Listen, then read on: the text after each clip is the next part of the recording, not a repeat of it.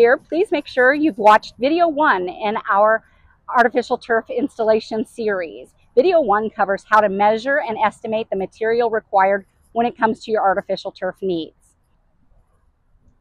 Hi everyone, this is Mary with the Synthetic Grass Store. Welcome to our video series on how to install artificial turf. This is video number 2. Right now we're going to cover excavation and preparation on how to install your artificial turf, building a strong base.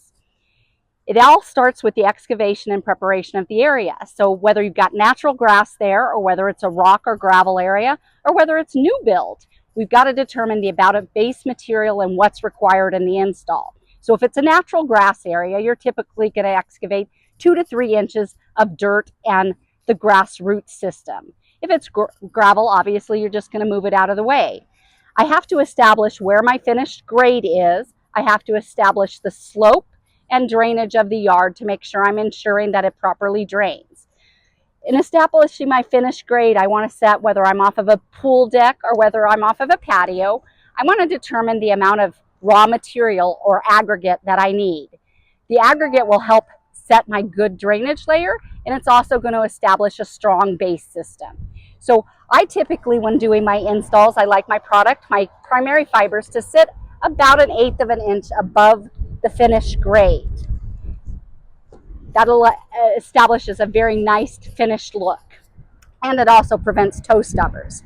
Your aggregate that you're going to use is a decomposed granite. Basically, whatever's available in a local quarry near you, you may have to resort to a 3/8 minus or a road base even.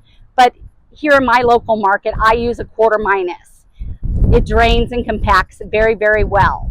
So rule of thumb is 1 ton per 100 square feet based upon 2 inches of DG being installed. So in this scenario, I can see I need to bring this up approximately 2.5 to 3 inches. So on a 500 square foot install, I'll probably order about 7 tons of raw material. You can always ask in the comments if you have questions on how much raw material you think you need. Once I've established my raw material needs, then I'm going to wheelbarrow the product into place, or if you have access to a small bobcat, depending on the size of your install, you're going to bring in your aggregate. You're going to rake it out. We use just regular old grade rakes. Once we've got it leveled out in our area, then we're coming in using a vibrating compactor. The vibrating compactor will establish a nice clean base. We're also using a little bit of water while we're compacting it. When it's done, it looks almost like concrete. It is that solid and that firm.